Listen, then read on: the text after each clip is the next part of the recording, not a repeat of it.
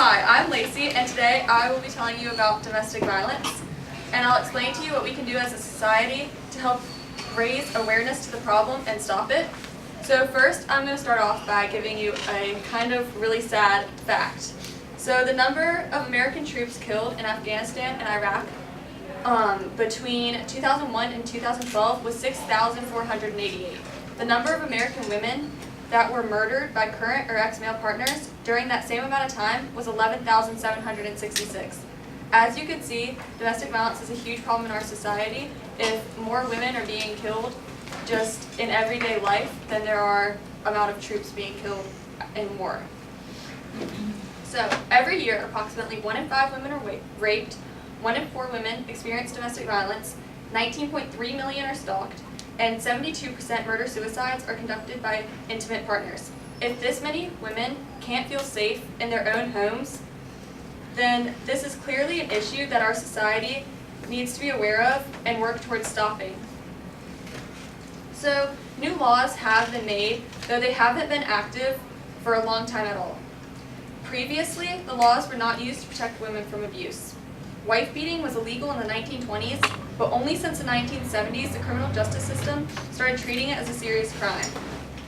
I believe that to prevent domestic violence cases that could happen in the future, we need to educate people on the severity of what's actually going on.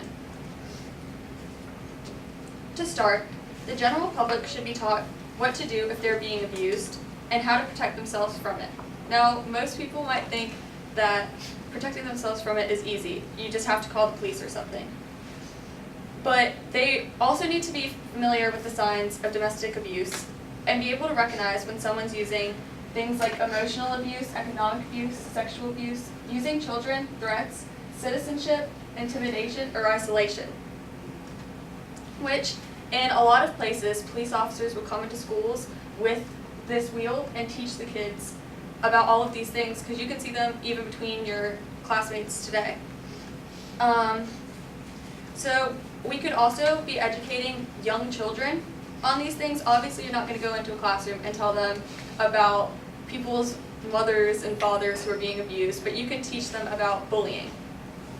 So the public should also be informed on the domestic violence hotline and the domestic violence shelters. When a victim is being abused, they're not thinking straight at all. And they are normally forced to spend all of their time with their abuser. If the victim is educated, they'll know to go to things like the domestic violence shelter, where they can actually live in a home that is beautiful and they're safe and away from their abuser, or call the domestic violence hotline, which could save their lives. So, raise your hand if you're thinking, why wouldn't someone just call the police?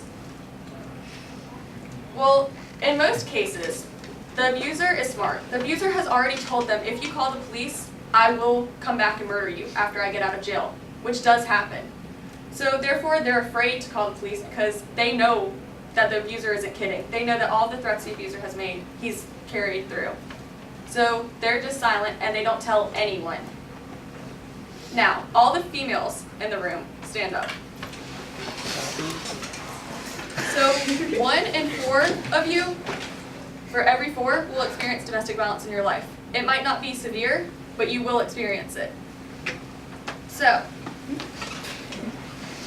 think about how many people that you know will just experience it, but they won't even tell anyone because they don't even know it's happening to them. That's amazing. Now, oftentimes, the victim is scared and they don't tell anyone, and even children see it. The children will see what's happening, but they don't know that it's wrong. And when they grow up, they could also be abusers. It could either go either way. They could have so much anger built up inside of them that they then abuse their partners when they get older. Now, a lot of you might know Isley. This is Isley and her mother. Isley's mother was always abused by her husband. And at one point, she did get up enough courage to call the police. So then they did take him and lock him up, but he got out of jail, and they thought he was back to normal and fine and wasn't going to do anything, and he ended up finding her and murdering her, leaving Isley to live with her aunt. And that's one of the things that you can see, that this is actually a serious problem, that these threats are real threats, and we need to educate the society on what to do when you are being threatened by someone.